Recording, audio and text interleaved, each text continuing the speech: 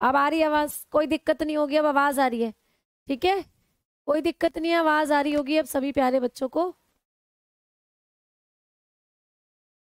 हम्म, राम राम राम राम सभी प्यारे साथियों को नमस्कार। अब आवाज आ रही है, कोई दिक्कत नहीं है, अब आवाज आ रही है, रुक जाओ, बिल्कुल सब कुछ सही है। अब वॉइस भी बिल्कुल आ रही है, थोड़ी सी देर थम जाया करो, ठीक है, वॉइस आ रही है, बिल्कुल आ रही है। अब आवाज बिल्कुल आ रही है आप लोगों तक, कोई दिक्कत नहीं है। जो भी बच्चे मेरी आवाज सुन पा रहे हैं जल्दी से थम्स अप करो, आवाज बिल्कुल पहुंच रही है, ठीक है। तो भाई नमस्कार सभी बच्चों को, गुड इवनिंग सभी प्यारे साथियों को, और जय हिंद जय भारत। टॉपिक हम लोगों का क्या चल रहा था?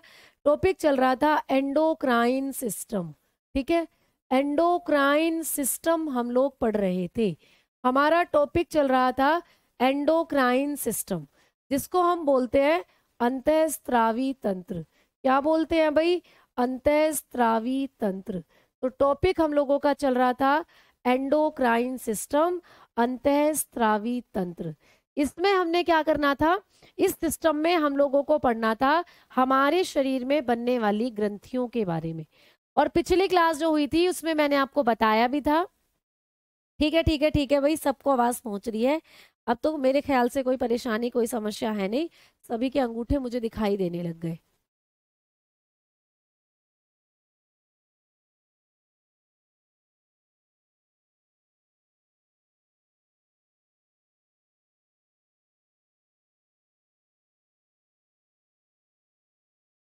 हाँ जी, कोई दिक्कत अब किसी बच्चे को नहीं है, बहुत बढ़िया बहुत बढ़िया, आ जाओ। तो प्यारे बच्चे, अंतःस्रावी तंत्र के बारे में मैंने पिछली क्लास में आपको बताया था कि हम लोगों के शरीर में कुछ ग्रंथियां पाई जाती हैं। उन ग्रंथियों से निकलते हैं कुछ हॉर्मोन्स, या उन्हीं ग्रंथियों से निकलते हैं कुछ ऐसे पाचक रस जो आपके खाने को पचाते हैं, या इन्हीं ग्रंथियों से निकलता है भाई आंसू, पसीना, दूध, ये सब ग्रंथियां ही निकालने का काम करती हैं। तो हमने बात करी थी पिछली क्लास में कि ग्रंथियां होती हैं तीन तरीके की। कौन कौन सी? एक थी बाह्य स्रावी ग्रंथि, एक थी अंतःस्रावी ग्रंथि, और एक थी मिश्रित ग्रंथि। तो हमने बाह्य स्रावी ग्रंथि के बारे में बात कर ली थी कि ये ग्रंथियां जो होती हैं इनमें छोटी छोटी नलिकाएं होती हैं, इसीलिए बाह्य स्रावी ग्रंथियों को हम नलिका ग्रंथि के नाम से भी जानते हैं, डक्ट ग्लैंड। पिछली क्लास में करा चुकी हूँ सारी बातें, आपने पिछली क्लास देखी होगी तो आपने पढ़ भी ली होंगी ये चीजें। और पिछली क्लास में मैंने बाह्य स्रावी ग्रंथि के एग्जाम्पल्स भी आपको लिखवाए थे। जैसे हमने पढ़ा था लीवर के बारे में, लीवर बाह्य स्रावी ग्रंथि है और सबसे बड़ी ग्रंथि है शरीर की। दूसरा हमने पढ़ा था टीयर ग्लैंड के बारे में, लैक्राइमल ग्लैंड आपकी आंखों में होती है, सबसे छोटी बाह्य स्रावी ग्रंथि है। फिर हमने स्तन ग्रंथियों के बारे में पढ़ा था, पसीना ग्रंथियों को पढ़ा था, लार ग्रंथियों को पढ़ा था, ये सब थी बाह्य स्रावी ग्रंथि। आ जाओ, आज हम जो पढ़ने वाले हैं वो पढ़ेंगे अंतःस्रावी ग्रंथियों के बारे में। अंतःस्रावी ग्रंथि के बारे में अब हम बात करने वाले हैं, जिसको हम लोग बोलते हैं एंडोक्राइन ग्लैंड्स। तो एंडोक्राइन ग्लैंड्स जो होती हैं, मैडम जी इनके बारे में हमें बताएं कि इनकी क्या क्या खास बात होती है। तो एंडोक्राइन ग्लैंड जो होती है, पहला पॉइंट बेटा, इनके अंदर कोई नलिकाएं नहीं होती, इनके अंदर कोई छोटी छोटी ट्यूब्स नहीं होती, तो इनको हम नलिका विहीन ग्रंथि कहते हैं। क्या कहते हैं भाई? नलिका विहीन ग्रंथि, ठीक है, इन्हीं का नाम है भाई नलिका विहीन ग्रंथि। तो इनको हम किस नाम से जानते हैं? नलिका विहीन ग्रंथि कहते हैं।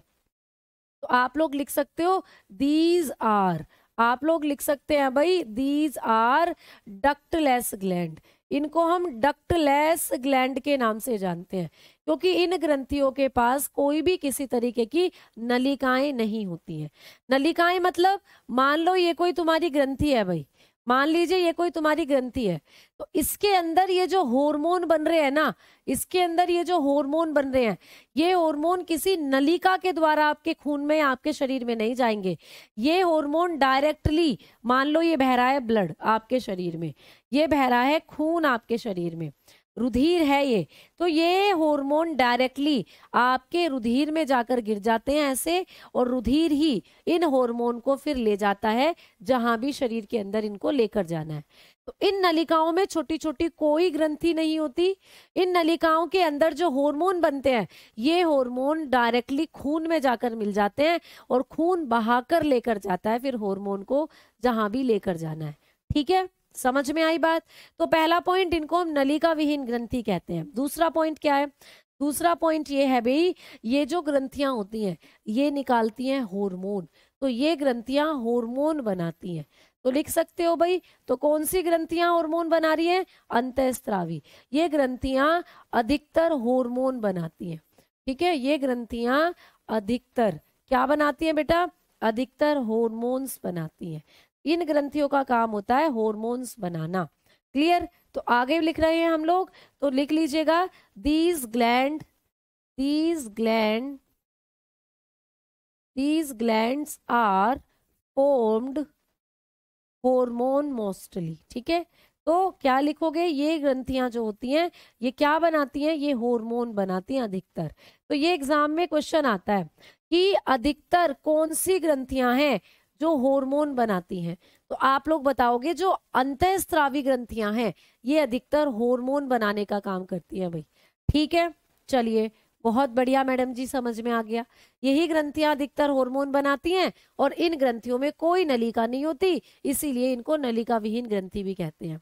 तीसरा पॉइंट इनके बारे में, मैम कौन कौन सी ग्रंथियां हैं हमारे शरीर में जिनको हम क्या कहते हैं भैया? जिनको हम लोग किस नाम से जानते हैं?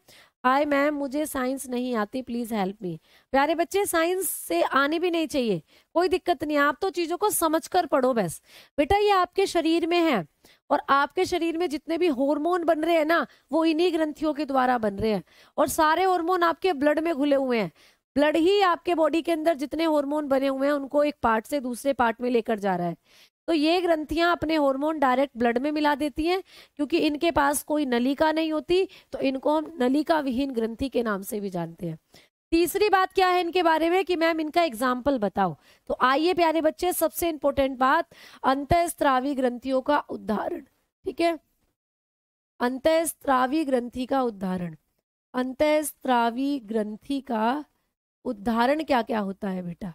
इनके उदाहरण आपको पूछे जाएंगे, एग्जाम्पल्स आप लोगों को एग्जाम में आएंगे। तो एक्सोक्राइन ग्लैंड जो होती हैं, ये एंडोक्राइन ग्लैंड, एक्सो के तो हमने पिछली क्लास में लिख लिए थे। कौन कौन सी एक्सोक्राइन ग्लैंड होती हैं? आप बताओगे, लीवर होता है, आपकी अश्रु ग्रंथियां होती हैं, हमारी लार ग्रंथियां होती हैं, स्तन ग्रंथियां होती हैं, और हम लोगों के शरीर में जो पसीना ग्रंथि होती हैं, ये सब आपकी बाह्य स्रावी ग्रंथियां हैं। लेकिन अंतःस्रावी ग्रंथियां बड़ी सारी हैं। पहले नंबर पर लिखना पीयूष ग्रंथि, पहले नंबर पर लिखोगे पीयूष ग्रंथि। आपको पेपर में पूछा जाएगा कि पीयूष ग्रंथि, जिसको हम पिट्यूटरी ग्लैंड बोलते हैं, ये किस प्रकार की ग्रंथि है? तो पिट्यूटरी ग्रंथि एक अंतःस्रावी ग्रंथि है बेटा। तो अब हम अंतःस्रावी ग्रंथियों के एग्जाम्पल लिख रहे हैं, उदाहरण लिख रहे हैं। तो पहले नंबर पर पीयूष ग्रंथि, दूसरे नंबर पर है पीनियल ग्लैंड, दूसरे नंबर पर है भाई पीनियल ग्रंथि। ठीक है, दूसरे नंबर पर है पीनियल ग्रंथि, जिसको हम पीनियल ग्लैंड के नाम से जानते हैं, जिसको हम पीनियल ग्लैंड के नाम से जानते हैं इंग्लिश में। तीसरे नंबर पर है प्यारे बच्चे, जो आपके शरीर में अंतःस्रावी ग्रंथि का काम करती है, थायराइड ग्लैंड। ये नाम तो सभी बच्चे ने सुना होगा, थायराइड ग्लैंड। पहले हिंदी में लिख रही हूँ ना, तो इसको हिंदी में लिखना अवटु ग्रंथि, हिंदी में बोलते हैं अवटु ग्रंथि। तो ये है भाई अवटु ग्रंथि हमारे शरीर में जो बनती है, जिसका इंग्लिश में नाम है थायराइड ग्लैंड, इसको कहते हैं थायराइड ग्लैंड। ठीक है, तो इनमें से कुछ भी पूछे, ये सारी की सारी ग्रंथियां हैं आपके शरीर में पाई जाने वाली अंतःस्रावी ग्रंथियां। तो अंतःस्रावी ग्रंथियां बहुत सारी हैं। आगे नंबर पर लिखेंगे पैराथायरॉइड, या आप हिंदी में लिख रहे हो पहले तो लिख लो पराअवटु, पराअवटु। ठीक है, अगले नंबर पर लिखेंगे पराअवटु, जिसको बोलते हैं parathyroid gland, parathyroid. Clear, parathyroid. आए फिफ्थ नंबर की बात करें तो फिफ्थ नंबर पर है थाइमस ग्रंथि, थाइमस ग्रंथि, थाइमस ग्रंथि। एक बार सब बच्चे सुनते चलेंगे चीजों को, थाइमस ग्लैंड।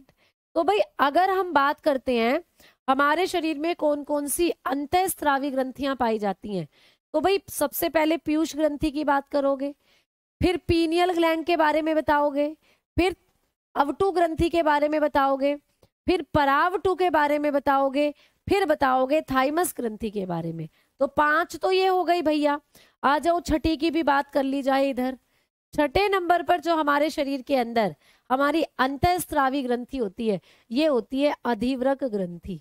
ये होती है भाई अधिवृक ग्रंथि।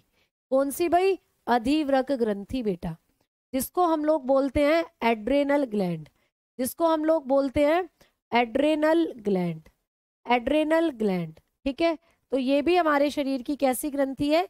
एक अंतःस्रावी ग्रंथि है। ठीक भाई, समझ में आ गई? जीएस निधि बुक है वो नोट्स बनाए क्या? बेटा आपकी मर्जी है। देखो नोट्स अलग चीज है और बुक में अलग चीज है। बुक में तो सारी चीजें होंगी, लेकिन नोट्स में कुछ इंपॉर्टेंट चीजें होंगी। तो नोट्स एक छोटा सा सार है, बुक एक बड़ा सार है, ऐसा समझो आप। अब वो आपकी मर्जी, आप बनाओ या मत बनाओ। ठीक है, पित्ताशय के बारे में नहीं बताया है बेटा। पित्ताशय तो मैंने आपको बताया ना, गॉल ब्लैडर। तो गॉल ब्लैडर कोई धमनी, आपकी कोई ग्रंथि नहीं है गॉल ब्लैडर।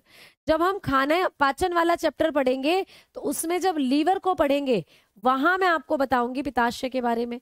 तो पित्ताशय में हमारा पित्तरस संचित होता है। पित्तरस जो कि एक तरीके का क्या है? पाचक रस है, खाने को पचाने वाला जूस है, वो जमा होता है पित्ताशय में। तो पित्ताशय अभी नहीं पढ़ना, पित्ताशय आपको पाचन तंत्र वाले चैप्टर में पढ़ना है। ठीक भाई, समझ में आई? हाँ जी हरिओम जी, बिल्कुल आपका कमेंट मुझे दिखाई दे रहा है। और अगर आपको कुछ समझ नहीं आ रहा है तो प्यारे बच्चे, मुझे लगता है आपने पिछली क्लास नहीं देखी है। ठीक है, पिछली क्लास पहले आप देख लें, वहां मैंने आपको ये चैप्टर स्टार्टिंग जो होता है इस चैप्टर का, वो सारे पॉइंट्स वहां कराए हैं और वहां मैंने आपको बाह्य स्रावी ग्रंथि के बारे में सब कुछ बता दिया है। आज जो हमने शुरू करा है वो अंतःस्रावी ग्रंथि से शुरू करा है। तो हमारे शरीर में कुछ विशेष प्रकार की संरचनाएं हैं, उन्हीं को हम ग्रंथि कहते हैं। इन ग्रंथियों को, या ये ग्रंथियां 3 प्रकार की हैं, मैंने पहली क्लास में आपको बताई थी ये बात। तो प्लीज पहली क्लास जरूर देख लें, तभी आगे की क्लास आपको समझ में आएगी। ठीक है, समझ में आई बातें भाई? चलो आ जाओ आगे बात करते हैं। आगे बात करेंगे हम लोग। हाँ, अभी इनके बारे में सब पढ़ेंगे डिटेल में। पहले इनको लिख लो, कौन कौन सी ग्रंथियां बाह्य स्रावी का एग्जाम्पल है और कौन कौन सी अंत्य का एग्जाम्पल है। तो आपकी 6 हो गई। 7वें नंबर पर बात करते हैं तो भाई वृषण, जो लड़कों के अंदर टेस्टिस होते हैं, वृषण, ये भी आपका एंडोक्राइन ग्लैंड के अंदर आते हैं, टेस्टिस। और 8वें नंबर पर बात करेंगे तो महिलाओं के अंदर अंडाशय, महिलाओं के अंदर जो अंडाशय होते हैं वो भी अंतःस्रावी के अंदर ही आते हैं, ओवरीज जो होती है। ठीक है, तो ये सब, ये 8 ग्रंथियां आपकी अंतःस्रावी ग्रंथियों का एग्जाम्पल होती हैं।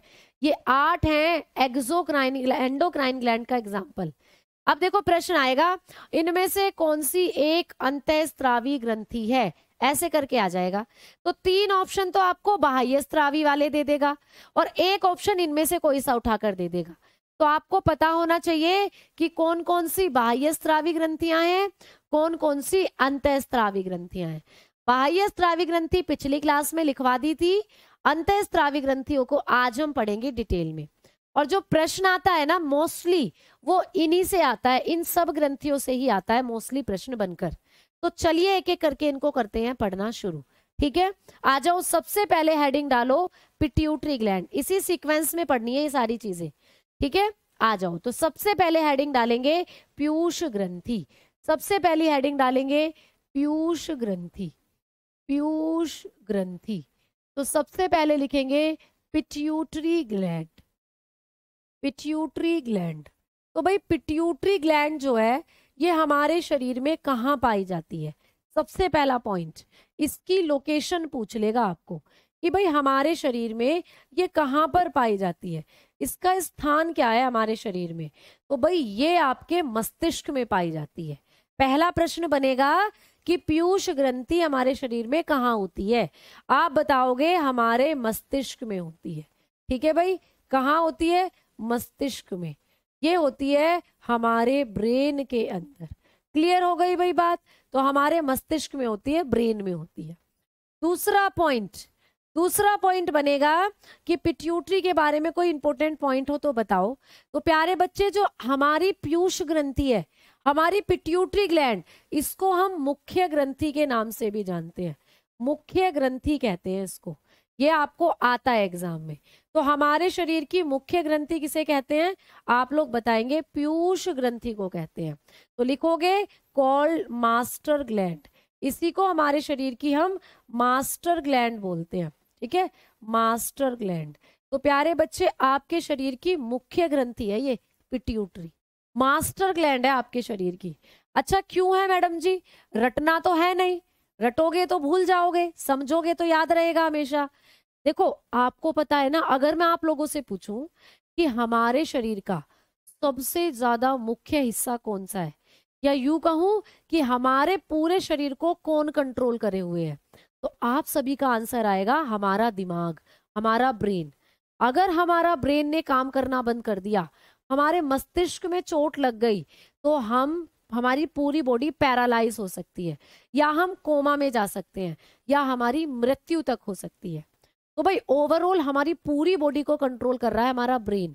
अब जो मैं तुम्हें पढ़ा रही हूँ ना, ये जो तुम्हें समझ में आ रहा है, तुम्हारे ब्रेन के कारण ही समझ में आ रहा है।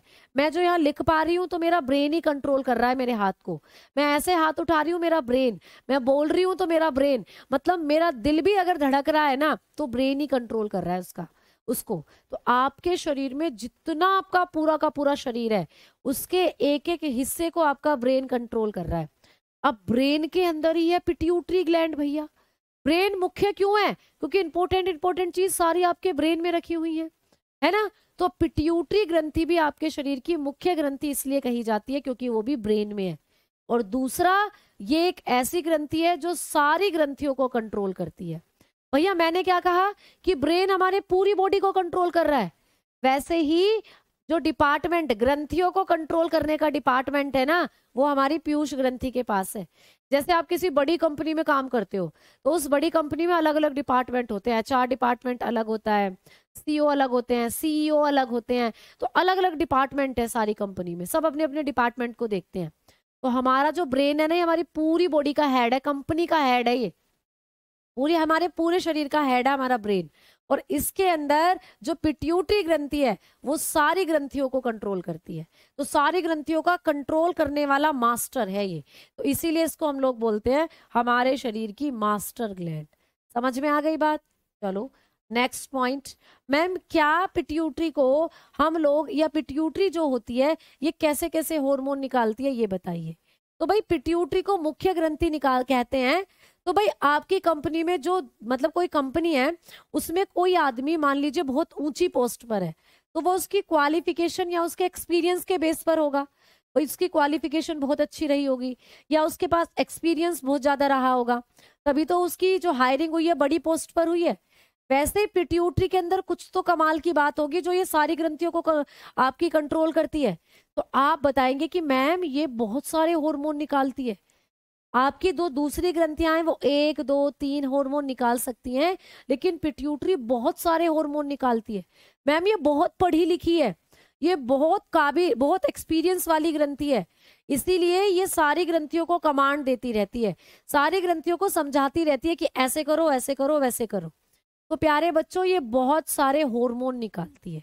ऐसा समझो कि इसके पास बहुत सारी डिग्री है, और ये अपनी डिग्रियों का इस्तेमाल कर कर उनसे सारी ग्रंथियों को कमांड देती रहती है, सारी ग्रंथियों को शिक्षा देती रहती है।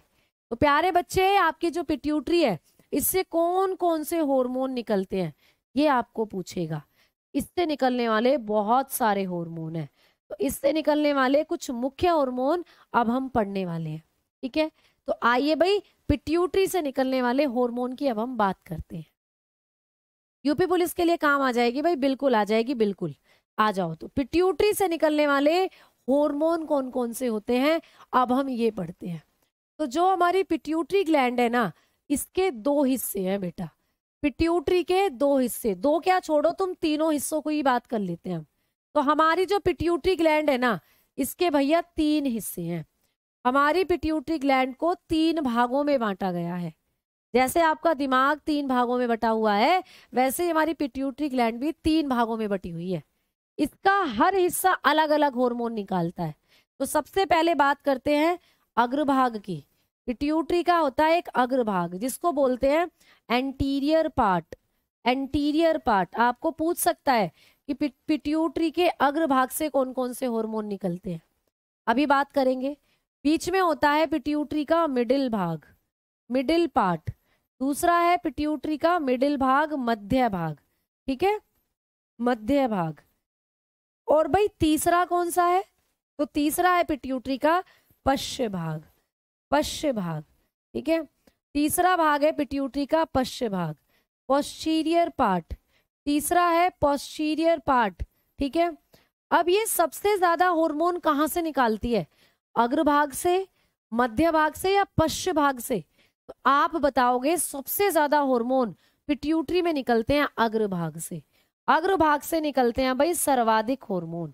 तो पिट्यूटरी सर्वाधिक हार्मोन कहाँ से निकालती है? आप बताएंगे पिट्यूटरी सर्वाधिक हार्मोन्स निकालती है अपने अग्रभाग से, ठीक है।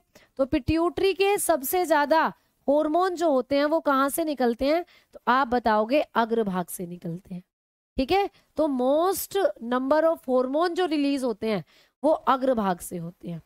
मोस्ट हार्मोन, सबसे ज्यादा हार्मोन जो रिलीज करती है ये, वो यहीं से करती है, अग्रभाग से। समझ में आ गई बात?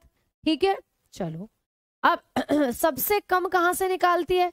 तो सबसे कम निकलते हैं मध्य भाग से। सबसे कम हार्मोन निकलते हैं भाई मध्य भाग से। तो मध्य भाग से निकलते हैं सबसे कम हार्मोन। सबसे कम, सबसे कम हार्मोन कहाँ से निकलते हैं? तो सबसे कम हार्मोन निकलते हैं मध्य भाग से। क्लियर? ये बातें तो छोटी छोटी सी हैं, समझ में आ रही होंगी, ठीक है। लेस हार्मोन, सबसे लेस हार्मोन जो रिलीज होते हैं वो रिलीज होते हैं मध्य भाग से। तो मैम अब ये बताओ कि कौन से हार्मोन अग्रभाग से निकलते हैं, कौन से मध्य भाग से निकलते हैं और कौन से पश्च भाग से निकलते हैं। तो चलिए भाई आ जाओ, बात कर लेते हैं पिट्यूटरी के हार्मोन। तो सबसे पहले मैं आपको बताऊंगी पिट्यूटरी के अग्रभाग से कौन कौन से हार्मोन निकलते हैं, ठीक है। चलो आ जाओ। तो अगर हम बात करते हैं एंटीरियर पार्ट के हार्मोन के, एंटीरियर पार्ट हार्मोन, तो भाई पिट्यूटरी का जो अग्रभाग है यहां से कौन कौन से हार्मोन निकलेंगे? अग्रभाग से कौन कौन से हार्मोन निकलेंगे? अग्रभाग के हार्मोन, तो भाई अग्रभाग से जो हार्मोन निकलते हैं ना, उनमें है सबसे पहला, आप लोगों का याद रखोगे, ACTH। मैडम जी ये क्या है? ये हार्मोन का नाम है प्यारे बच्चों, ACTH। वॉइस इंक्रीज करूं? क्वेश्चन कराया करो मैडम जी, क्लास क्वेश्चन कराया करो। अच्छा जी, बिल्कुल करवा देंगे, ठीक है। चलो समझ में आ गई ये बात? मैम कुछ दिखाई नहीं देता, कहाँ दिखाई नहीं दे रहा बढ़िया? मैम क्या आपकी, अच्छा कभी हमारा कमेंट भी, अच्छा भैया सबके कमेंट मुझे दिख रहे हैं, सबके, ठीक है। और तुम कमेंट की क्या बात करते हो? तुम्हारा नाम लिया जाएगा स्टेज पर जब तुम्हारा सिलेक्शन हो जाएगा। तो ये तो तुम्हारी तपस्या चल रही है। इस तपस्या को पार कर कर जब तुम सिलेक्शन ले जाओगे, तो भैया जब हमारा सिलेक्शन सम्मान समारोह होगा ना, वहां आप लोगों को स्टेज पर बुलाया जाएगा, बकायदा आपको अपने हाथों से हम टी शर्ट और मेडल पहनाएंगे। तब आप लोगों का जो गर्व से सर उठेगा, आपके माँ बाप का जो सर उठेगा, वो वक्त देखने लायक होगा। तो उस वक्त के लिए मेहनत करो। यहाँ नाम लेने से कुछ नहीं होगा बेटा, यहाँ नाम लेने से कुछ नहीं होगा, यहाँ तो पढ़ाई करने से सब कुछ होगा, है ना। चलो आ जाओ आगे देखो। तो भाई पिट्यूटरी के अग्रभाग से जो हार्मोन निकलते हैं, सबसे पहला हार्मोन है ACTH। अच्छा मैम इसकी कुछ फुल फॉर्म भी है क्या? तो हाँ प्यारे बच्चे, ACTH ये एक हार्मोन का नाम है, और इसकी फुल फॉर्म क्या है तो लिख लीजिए। इसकी फुल फॉर्म है एड्रीनो कार्टिको, ठीक है, एड्रीनो कार्टिकोट्रोपिक हार्मोन, एड्रीनो कार्टिकोट्रोपिक हार्मोन। अब कुछ बच्चों ने जिन्होंने कभी बायोलॉजी नहीं पढ़ी, उनको थोड़ी सी दिक्कत आ सकती है ये ऊट पटांग से नाम याद करने में। लेकिन तुम बायोलॉजी क्यों समझ रहे हो? भाई हम सबसे ज्यादा अपने शरीर से प्यार करते हैं, तो अपने शरीर के बारे में समझकर पढ़ो चीजों को। तो ये तुम्हारे शरीर में बन रहा है बेटा, एड्रीनो कार्टिकोट्रोपिक हार्मोन, इतना खतरनाक हार्मोन तुम्हारे शरीर में बन रहा है। तो इसके बारे में तो जानने की उत्सुकता रखो तुम सभी। तो मैम हिंदी में लिखते हैं अधिवृक्क, हिंदी में इसका नाम है अधिवृक्क कार्टिकोट्रोपिक हार्मोन, अधिवृक्क कार्टिकोट्रोपिक हार्मोन, हिंदी में बोलते हैं इसको, हिंदी में इसका ये नाम है अधिवृक्क कार्टिकोट्रोपिक हार्मोन। तो भाई किसी भी हार्मोन से जो प्रश्न बनकर आते हैं ना, वो ये कि उस हार्मोन को कौन सी ग्रंथि निकालती है। अब आपको एग्जाम में प्रश्न आ जाए कि ACTH हार्मोन को कौन सी ग्रंथि निकालती है, आप बताकर आ जाओगे पिट्यूटरी निकालती है।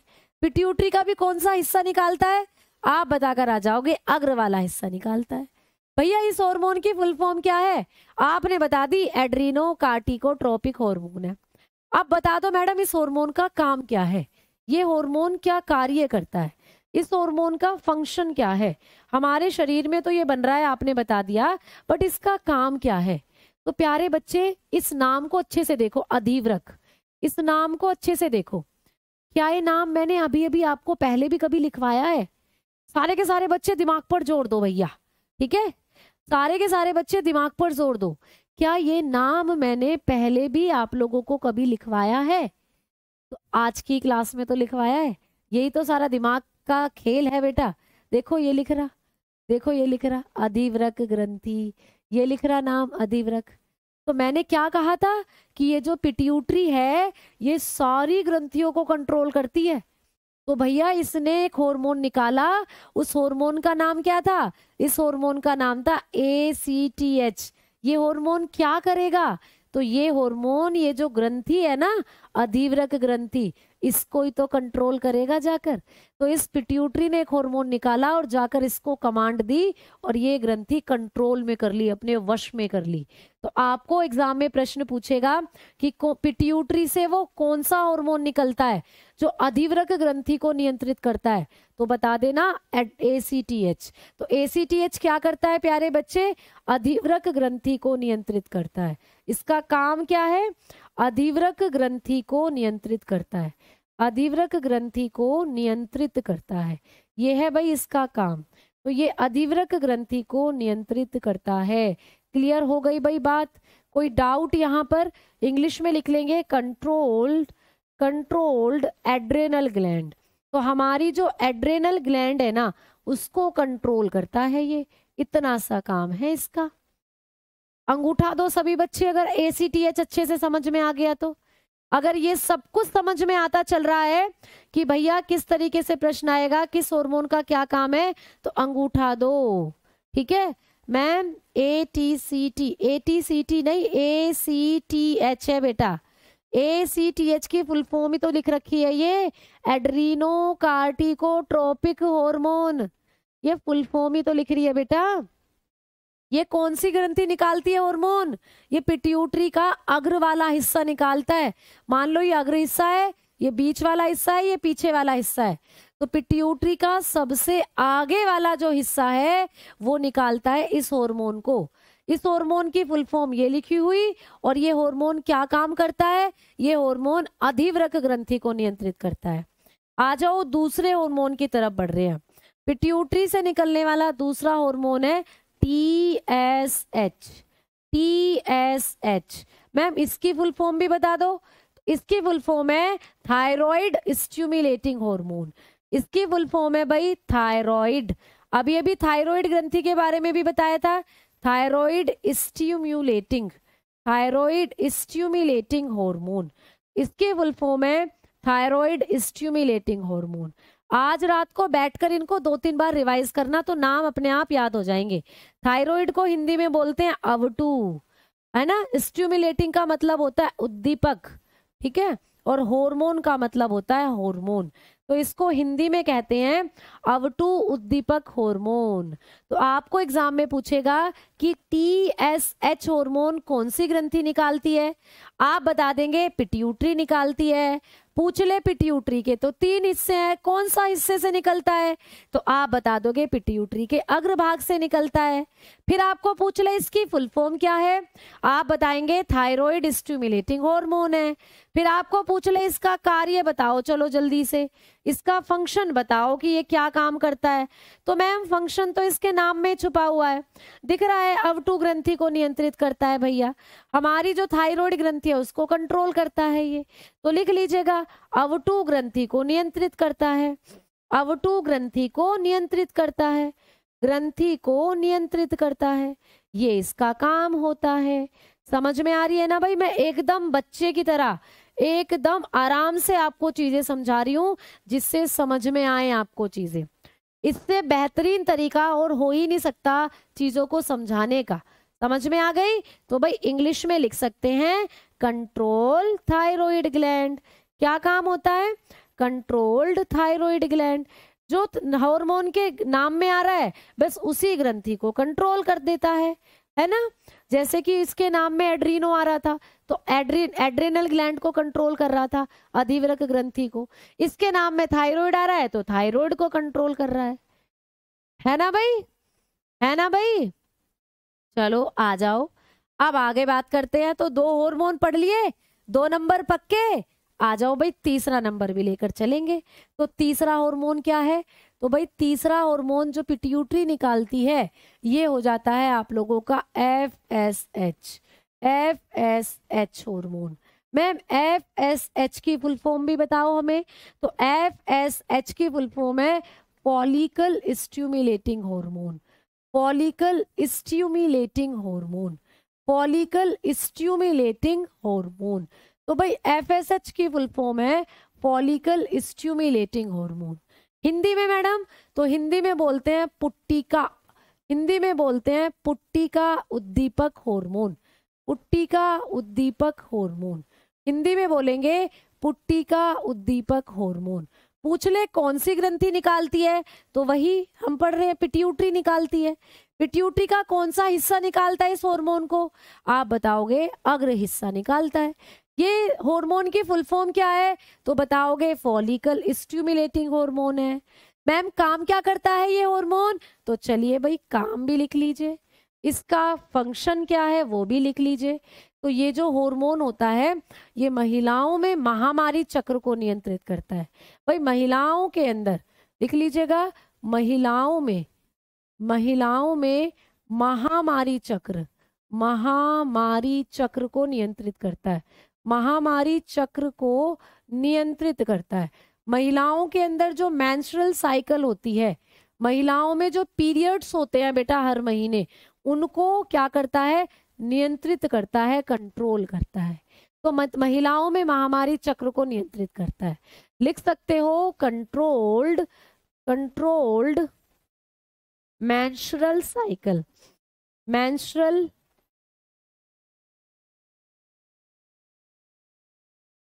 Menstrual cycle, control menstrual cycle in female. तो जो महिलाओं के अंदर महामारी चक्र होता है उसको क्या करता है, कंट्रोल करता है। तो मेंस्ट्रुअल साइकिल को क्या करता है बेटा, नियंत्रित करता है। ये सीधा प्रश्न आएगा कि महिलाओं के अंदर महामारी चक्र को नियंत्रित करने वाला पिट्यूटरी से कौन सा हार्मोन निकलता है, तो बता दोगे FSH निकलता है। आ जाओ, चौथे नंबर का हार्मोन है LH। चौथे नंबर का हार्मोन जो पिट्यूटरी के अग्र हिस्से से निकलता है वो है LH। मैम जी LH की क्या फुल फॉर्म होती है, तो भाई LH की फुल फॉर्म है ल्यूटिनाइजिंग हार्मोन, ल्यूटिनाइजिंग हार्मोन। तो ल्यूटिनाइजिंग हार्मोन इसको कहा जाता है, ल्यूटिनाइजिंग हार्मोन। ठीक है, इसको हिंदी में भी यही बोलते हैं ल्यूटिनाइजिंग हार्मोन, ल्यूटिनाइजिंग हार्मोन। तो ल्यूटिनाइजिंग हार्मोन कौन निकालता है, तो ये भी आपकी पिट्यूटरी ही निकालती है, ये भी आपकी पिट्यूटरी निकालती है ल्यूटिनाइजिंग हार्मोन। और ये हार्मोन क्या काम करता है? तो इस हार्मोन का कार्य भी भैया यही होता है जो एफएसएच का है। तो एफएसएच और ल्यूटिनाइजिंग, इन दोनों के कार्य एक जैसे हैं, इन दोनों के फंक्शन एक जैसे हैं, ऐसा आप समझ सकते हो। इसका कार्य भी किसके समान है? जो एफएसएच करता है उसके ही समान इसका कार्य है ना? है भाई? महिलाओं के अंदर ना एक साइकिल चलती है भाई, महिलाओं के अंदर हर 28 से 30 दिन की एक साइकिल होती है, जिसमें 14वें दिन महिलाओं के शरीर में अंडे बनते हैं। ये अंडा, एक ही अंडा बनेगा। ये अंडा जब महिला के शरीर में शुक्राणु नहीं पहुंचेंगे तो ये अंडा डिस्ट्रॉय हो जाता है, ये अंडा क्षतिग्रस्त हो जाता है। और फिर क्षतिग्रस्त होने के साथ ये अंडा जो आपके महिलाओं के गर्भाशय की दीवारें हैं, वो गर्भाशय की दीवारें भी क्षतिग्रस्त कर देता है, जिससे महिलाओं में ब्लीडिंग जो होती है, महिलाओं के अंदर रक्तस्राव शुरू हो जाता है। इसी को कहते हैं महामारी चक्र। ठीक है, चलो, तो ये आपको समझ में आ गई, दोनों हार्मोन का काम एक ही है प्यारे बच्चे। चलिए आइए, अगला हार्मोन जो पिट्यूटरी से निकलता है नंबर 5। नंबर 5 पर कौन सा हार्मोन है भाई? तो लिखेंगे ग्रोथ हार्मोन, लिखेंगे ग्रोथ हार्मोन। ठीक है, ग्रोथ हार्मोन। तो पिट्यूटरी के अग्रभाग से निकलने वाला अगला हार्मोन है ग्रोथ हार्मोन, जिसको हम वृद्धि हार्मोन भी बोलते हैं, इसको हम वृद्धि हार्मोन के नाम से भी जानते हैं। और इस हार्मोन को हम शॉर्ट में जीएच भी बोलते हैं, जीएच। जीएच का मतलब ग्रोथ हार्मोन। ठीक है भाई, इस हार्मोन का एक और नाम भी है, इस हार्मोन का एक और नाम भी है। ये जो ग्रोथ हार्मोन पिट्यूटरी का अग्रभाग निकालता है, इसका एक और नाम भी है। इसको हम क्या बोलते हैं प्यारे बच्चे? इसको हम सोमैटोट्रोपिक हार्मोन के नाम से भी जानते हैं, इसको हम सोमैटोट्रोपिक हार्मोन, एसटीएच के नाम से भी जानते हैं। इसी हार्मोन को हम एसटीएच के नाम से भी जानते हैं। एसटीएच की फुल फॉर्म, तो एसटीएच की फुल फॉर्म है सोमैटो।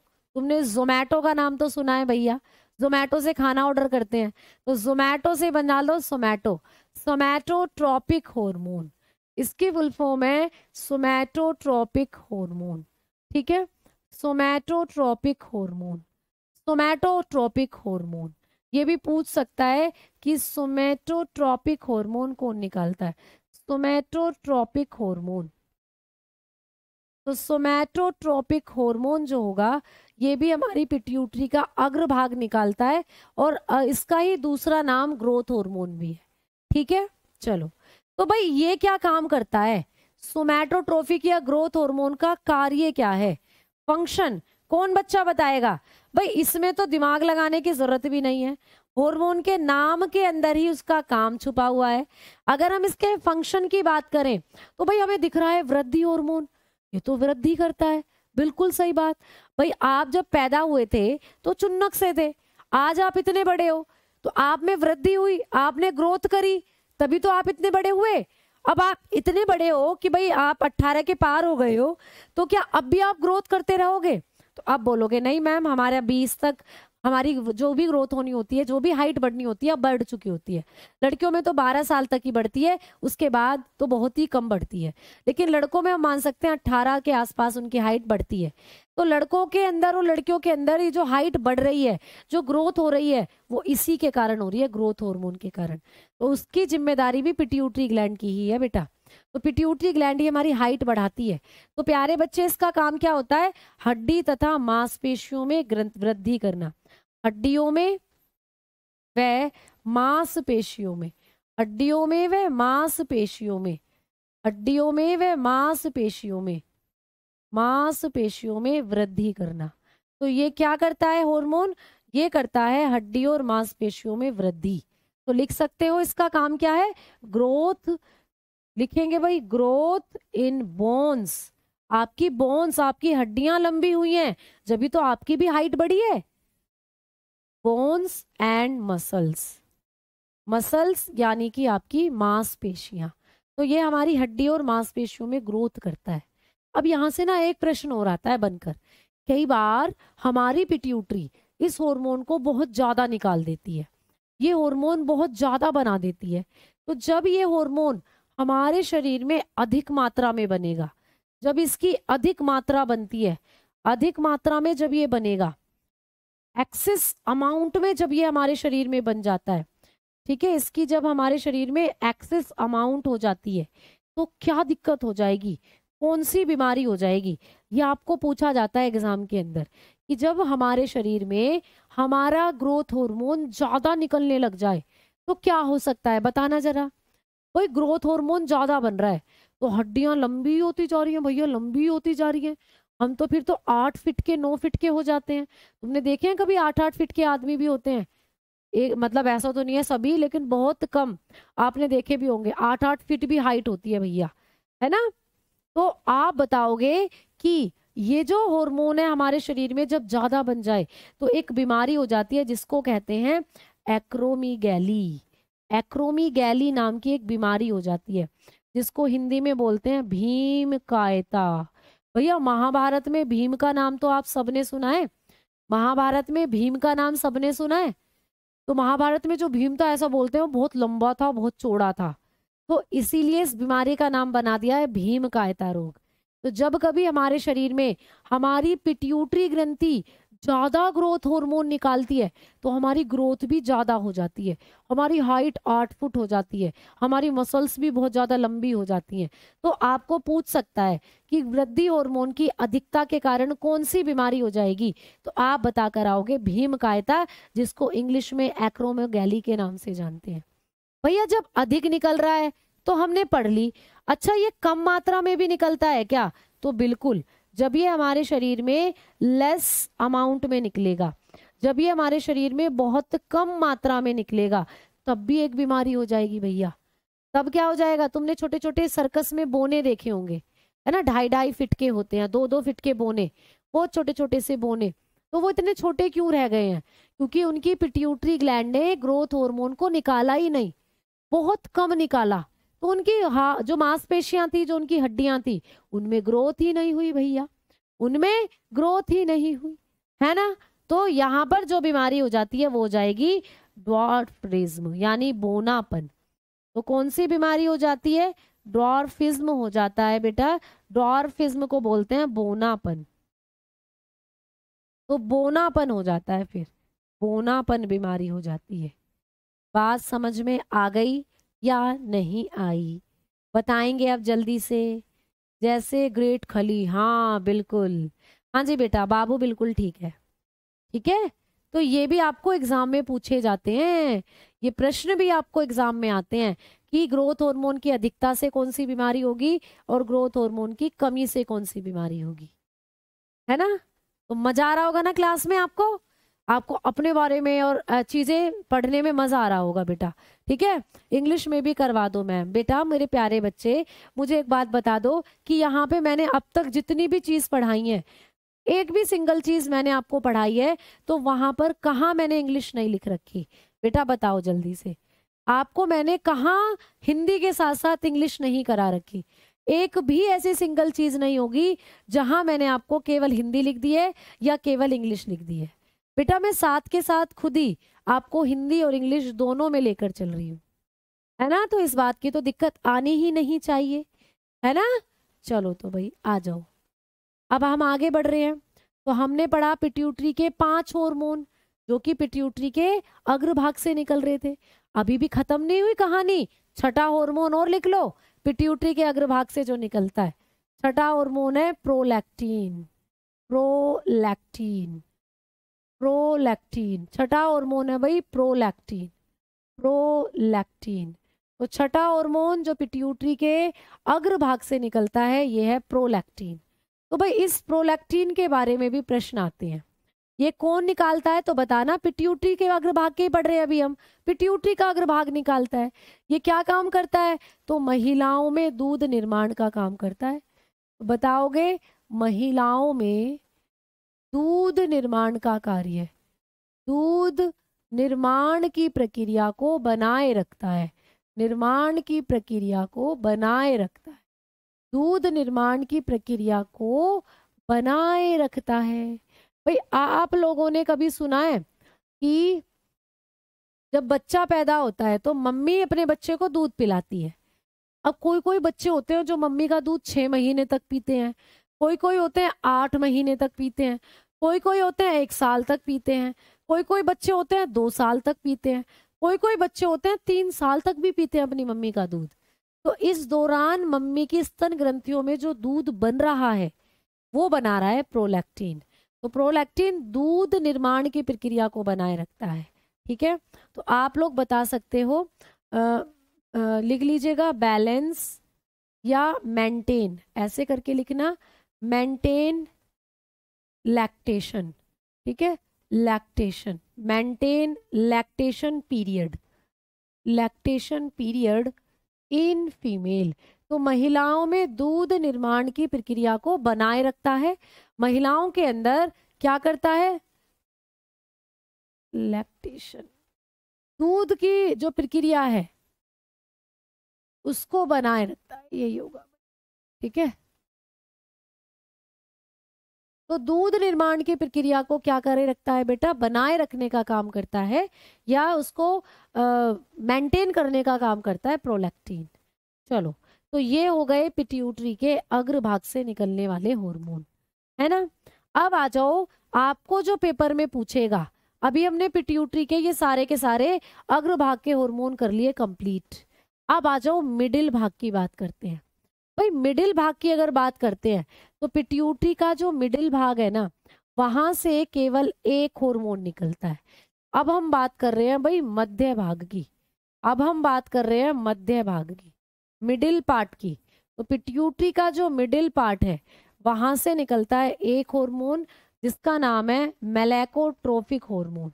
ठीक है, जिसका नाम है मेलैकोट्रोफिक हार्मोन, मेलैकोट्रोपिक हार्मोन, मेलैकोट्रोपिक हार्मोन। तो मेलैकोट्रोफिक हार्मोन कहाँ से निकलता है? आप बताओगे कि मेलैकोट्रोफिक हार्मोन जो होता है ये पिट्यूटरी के मध्य भाग से निकलता है। तो पिट्यूटरी के मध्य भाग से निकलता है एक हार्मोन जिसका नाम है मेलैकोट्रोपिक हार्मोन। ठीक है, ये क्या काम करता है भाई? इस हार्मोन का जो काम है, मेलैकोट्रोपिक हार्मोन का जो फंक्शन है, इसका जो काम है बेटा, इसका जो कार्य है वो है आपकी त्वचा या आपके शरीर में जो मेलानिन बनता है उसके स्तर को संतुलित करता है।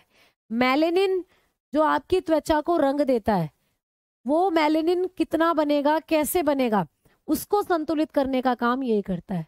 तो लिख सकते हो मेलानिन, मेलानिन, मेलानिन, या हिंदी में लिखवाती हूं पहले, ठीक है, मेलानिन के स्तर को, मेलानिन स्तर को संतुलित करता है, स्तर को संतुलित करता है। मेलानिन ना ज्यादा होना चाहिए ना कम होना चाहिए। तो ये मेलानिन स्तर को क्या करता है? संतुलित करता है। इसका काम है balance level of melanin, level of melanin. तो जो मेलानिन है उसके लेवल को बैलेंस करने का काम करता है ये जो मेलैकोट्रोपिक हार्मोन होता है।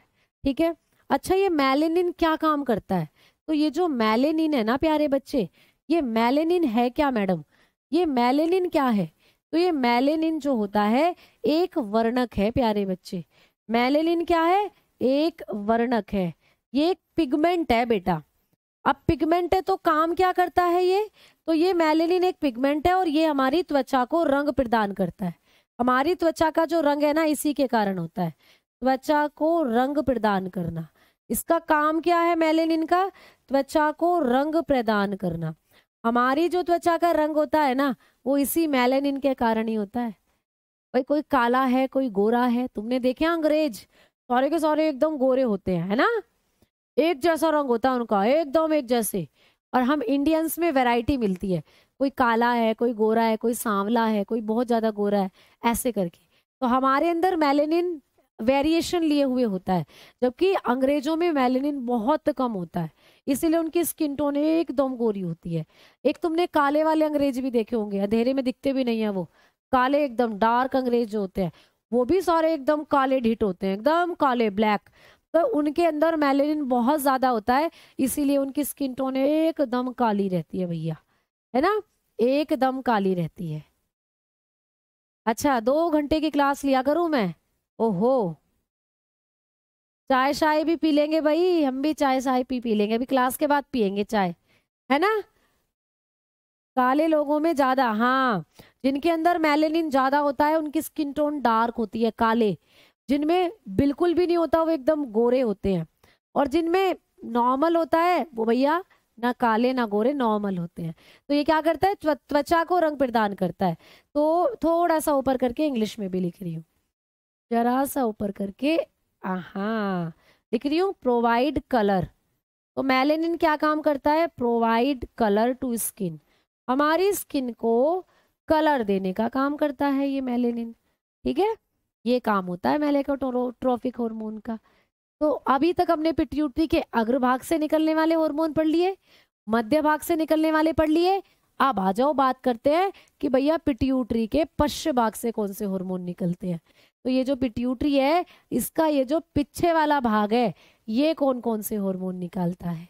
तो पिट्यूटरी के पश्च भाग से 2 हार्मोन निकलते हैं। आइए भाई लिखेंगे, पिट्यूटरी के पश्च भाग से कौन कौन से हार्मोन निकलते हैं। ठीक है प्यारे बच्चे, तो आओ अब बात करते हैं पश्च भाग की। तो पिट्यूटरी के पश्च भाग से कौन से हार्मोन निकलते हैं, ठीक है, यानी कि पश्चीरियर पार्ट जो है पिट्यूटरी का, पश्चीरियर पार्ट, तो यहां से कौन से हार्मोन निकलते हैं। तो भाई प्यारे बच्चों 2 हार्मोन निकलते हैं पश्चीरियर पार्ट से। पहले नंबर पर है, आप बताओगे एडीएच, एडीएच पहले नंबर पर है, एडीएच। इसकी फुल फॉर्म क्या है मैडम, इसको बोलते हैं, इसकी फुल फॉर्म है प्यारे बच्चे, आप लोग बताकर चलोगे कि आपकी जो किडनी है वो यूरिन निकालती है, अभी उसी से कोरिलेट करके इसको पढ़ेंगे। इसकी फुल फॉर्म होती है एंटी डाई यूरेटिक, यूरेटिक हार्मोन। इसकी फुल फॉर्म होती है एंटी डाई यूरेटिक हार्मोन, ठीक है। हिंदी में लिखेंगे एंटी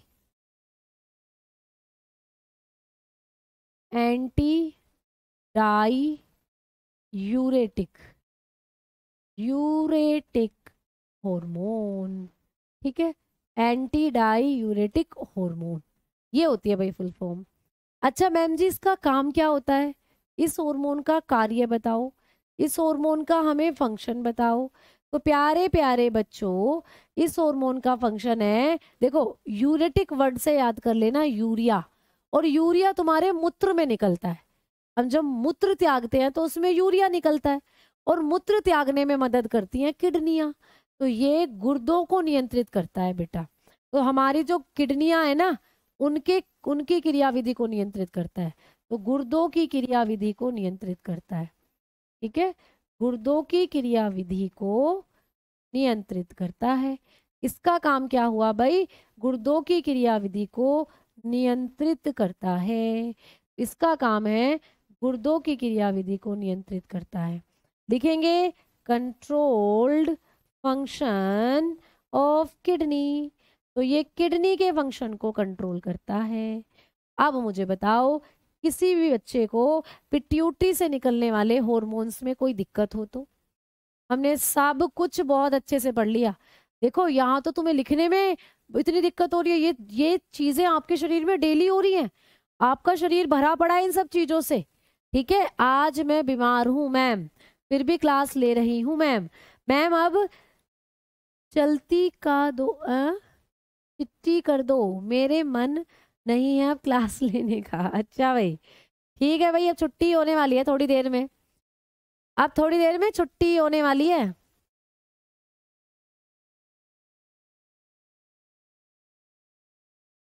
अच्छा मैम पढ़ते पढ़ते दिमाग और हाथ में लैक्टिक एसिड जम गया। अरे भैया ये कैसे करामात हो गई कि लैक्टिक एसिड मत जमाओ, आराम से बस कार्बन डाइऑक्साइड को ही बाहर निकालो। एक बच्चे का मैसेज था मुझे समझ नहीं आ रहा है, तो भैया समझ क्या नहीं आ रहा है प्यारे बच्चे, इतने आराम से मैं एक एक पॉइंट को आपको समझा रही हूँ, लिखवा रही हूँ।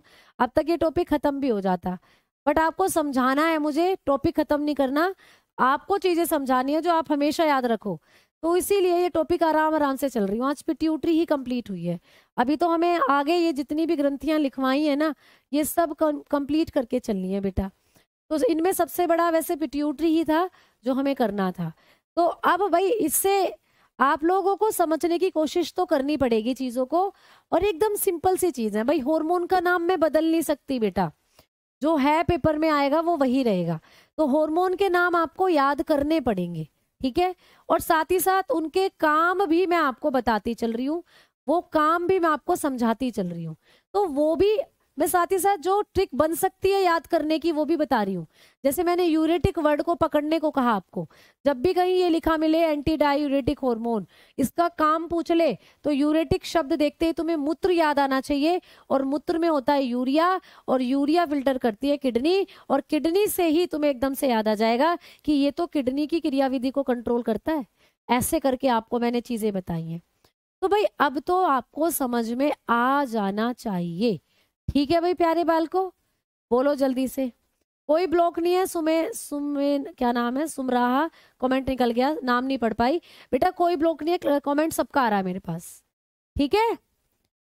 तो अब आप लोगों को समझने की चीजों को कोशिश करनी पड़ेगी, क्योंकि इसमें अब बताओ मैं और किस तरीके से कैसे कैसे समझा सकती हूँ। बेटा जो नाम है वो नाम तो करने ही पड़ेंगे, वही नाम आएंगे पेपर में। अगर मैं चुन्नू मुन्नू लिखवा दूं इनका नाम, तो फिर क्या होगा, मैडम ने तो चुन्नू हार्मोन लिखवाया था, मैडम ने तो पुन्नू हार्मोन लिखवाया था, वो तो पेपर में नहीं मिला, तो क्या फायदा है ना। तो नाम तो तुम्हें याद करने पड़ेंगे, और याद जब हो जाएंगे, अगर ये चीजें डिफिकल्ट लग रही है तो आज पीडीएफ को पढ़ना, रात में बैठकर तसल्ली से पीडीएफ को पढ़ना, या एक बार फिर से क्लास को स्पीड में, हाई स्पीड में करके देखना, तो आपको ना चीजें समझ में आने लगेंगी, ठीक है। आ जाओ। अब हमने क्या करा था कि पिट्यूटरी से निकलने वाला जो ये पश्च भाग से दो हार्मोन बताए थे। एक तो आपने लिख लिया एडीएच, तो पिट्यूटरी का जो पश्च भाग है, इससे जो दूसरा हार्मोन निकलता है, बहुत इंपॉर्टेंट है, ऑक्सीटोसिन। इसका नाम तो सभी बच्चों ने सुन रखा होगा, ऑक्सीटोसिन, ठीक है। तो कल की क्लास में मैं आपको ऑक्सीटोसिन के बारे में पढ़ाऊंगी। ये ऑक्सीटोसिन जो होता है ये बहुत आता है एग्जाम में, बहुत इंपॉर्टेंट भी है। तो कल की क्लास में मैं आपको ऑक्सीटोसिन हार्मोन के बारे में पढ़ाऊंगी, और आगे की जितनी भी ग्रंथियां रह गई हैं उनके बारे में कल हम करेंगे आगे की चीजें, ठीक है। समझ में आ गई बात? ठीक भाई, थम्स अप करो चलो जल्दी से सारे बच्चे, फिर मस्त चाय पियेंगे भाई क्लास के बाद। जल्दी से थम्स अप करके चलो भाई। कोई ब्लॉक नहीं है, मुझे सबके कमेंट्स दिख रहे हैं, सबके कमेंट्स दिख रहे हैं, कोई ब्लॉक नहीं है। सिर्फ मैं आप लोगों का नाम देखना चाहती हूँ जब हमारे सम्मान समारोह की लिस्ट लगेगी उसके अंदर। अभी नाम लेने का मैं कोई मतलब ही नहीं समझती। मेरे सामने वास्तव में आप लोगों के नाम का मतलब तभी होगा जब आपका फोटो और उसके नीचे तुम्हारा नाम लिखा हुआ होगा। जब हम सिलेक्शन सम्मान समारोह करते हैं उसमें बड़ी शीट लगती है, बहुत बड़ी, वहां पर आपका फोटो हो और नाम हो, बस मैं वो चाहती हूँ, ठीक है भाई। तो वो मिलेगा जब जब मन लगाकर पढ़ोगे, सिर्फ बायोलॉजी नहीं, मैथ्स भी, रीजनिंग भी, हिंदी भी, और दूसरे जीएस के सब्जेक्ट्स भी, है ना। क्योंकि बहुत बच्चे दौड़ में हैं बेटा आपके साथ, तो उन बच्चों की दौड़ में आपको तेज दौड़ना पड़ेगा, तब आप बाहर निकलोगे, तब आप उनसे आगे निकलोगे, ठीक भाई। चलो भाई, बहुत शानदार, बहुत मजा आता है तुम लोगों के साथ क्लास लेने में। तुम हो तो सारे बत्तू, बट सिलेक्शन जरूर लोगे, मुझे पूरा विश्वास है आप लोगों पर। मिलते हैं कल की क्लास में इसी टॉपिक की कुछ नई चीजों के साथ। तब तक के लिए नाम राम, तब तक के लिए जय हिंद, जय भारत।